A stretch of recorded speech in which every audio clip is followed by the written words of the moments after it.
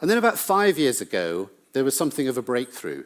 For a number of years, people like Hinton, who himself had been pivotal in the development of backpropagation and neural networks in the 1980s, two-layer neural networks, discovered how to train networks having more than two layers, in fact, having many layers. And so the term deep learning refers to systems which have many, many layers of processing. And this makes them extremely powerful, because if you think about a task such as taking an image and then describing what's going on in that image in English language, that's something which isn't going to be done in two simple steps. There'll be some very low-level processing, discovering edges in the image, discovering combinations of edges to make corners, discovering relationships between corners that make shapes, discovering how those shapes combine together to make objects, like faces, looking at shapes of faces, whether somebody's smiling or not, taking those and using those to generate words and combining those into sentences and eventually generating language that describes what's going on in that image. That's many, many, many layers of processing. And so we need to be able to train networks that are deep, that have many, many layers of processing. And so now we have neural networks containing thousands or even millions of adjustable parameters trained on millions or sometimes even billions of examples of data points. So this was the front cover of Wired magazine from, I think, June of this year. It just says the end of code. Soon we won't program computers, we'll train them. So behind all the, if you like, the hype, the excitement around artificial intelligence, there really is a very fundamental transformation happening in the field of computer science. And that's a transformation from programming a computer directly to solve a problem, that is to say a human or team of humans devising a set of instructions such that when the computer follows those instructions, it solves a particular task, and instead doing something very different. Writing a set of instructions or a computer program which allows the computer to learn and then training the computer to solve the task by using large amounts of data. So I view that as a very fundamental shift in the nature of computation. There's something else going on as well, and I illustrate it with this slide. I got asked some colleagues just to write the word uncertainty. What you see, of course, is the tremendous variability in human handwriting. And you can see from this example why it's so difficult to program a computer directly to do something like recognize human handwriting. There's tremendous variability. If you think of a little rule which describes the shape of a letter E, you'll very quickly find an exception to that rule. And so you can write another rule that captures the exceptions, but there'll be exceptions to the exceptions. And there's this combinatoric explosion of possibilities. And that's really what defeated old-fashioned AI back in the 1950s and 60s, plus, of course, the lack of fast computers. So there's something else going on. Not only are we seeing a transformation in computation from software which is written by hand to software which is learned from data, but we're seeing a shift from software which is based on logic, that is, everything is 0 or 1, is deterministic, to software which deals with uncertainty. It quantifies uncertainty. It deals with, if you like, shades of grey and ambiguity. So this is an example that would be very familiar to many of you. It's what we call a recommendation system. In this case, it's going to recommend films or movies to people. So this is a huge table, and each column of the table represents a different movie. And each row of the table is a different person. And our goal is to recommend movies to somebody which we think they might enjoy watching. Now, in a real system, we would certainly make use of features. So we'd make use of features of the film, for example, its length, its genre, is it a comedy or an action-adventure or whatever, who are the actors and so on. We'd also make features of the user, their age, their gender, their geographical location, other things we might know about them. And those are certainly very helpful in matching movies to people. But for the purpose of this demo, let's ignore those features. All we know are the ratings which people have given to movies.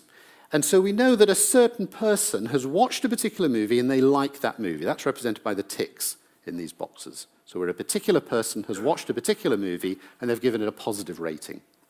Of course, sometimes people watch a movie and they don't like it, and so they'll give it a negative rating. And so those are the crosses. Now, this is potentially a big table. We might have 10,000 movies and 10 million people, so this is an enormous table, and it's mostly empty because we don't have very many ratings. And our goal, effectively, is to fill in the blanks.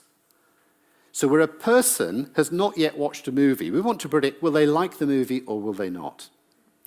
And in this case, we've chosen a couple of hundred movies, and the system has already done a certain amount of learning based on the ratings of a few tens of thousands of people on these 200 movies. Now what it's going to do is make recommendations for me. So it's going to learn about my preferences. Now, I wasn't one of the people in the original data set, so it knows nothing about me at this point. So what I need to do is watch a movie and decide whether I like it or not. So let's say I've watched this movie, and let's suppose I do like it.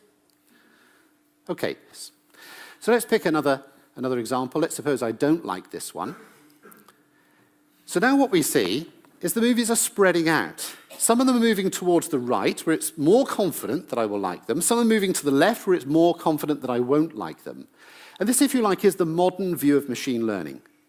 It's the reduction in the uncertainty of the system as a result of seeing the data. And so I can carry on. I can pick another one. Let's say I like this one. Pick another one. Suppose I don't like that one. So now it's seen 4 examples, and now you see a very different picture. You see a lot of movies clustered down the right-hand side, very confident I should go and watch those. Ones down the left-hand side, pretty confident I won't like them. Most of the white space is now in the middle. There are a few that it's really quite unsure about. The Sound of Music, for some reason. I'm not but nevertheless, you can see that it has learned from data through a reduction in uncertainty. So that, I think of this as the modern view of machine learning.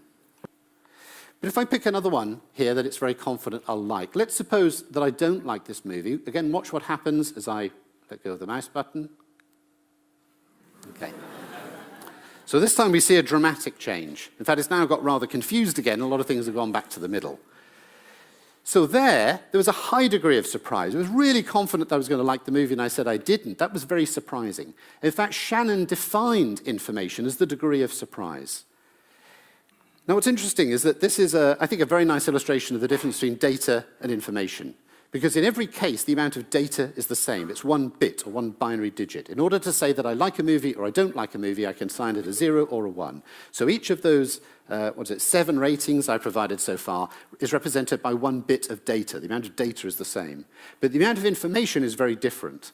Probability is really the calculus of uncertainty.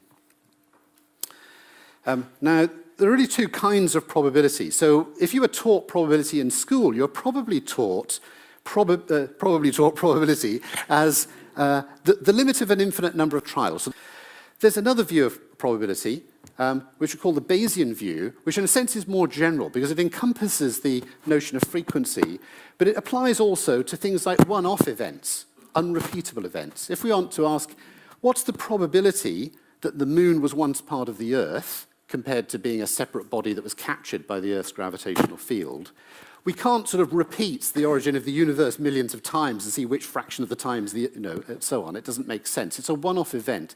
But we're using probabilities to describe uncertainty.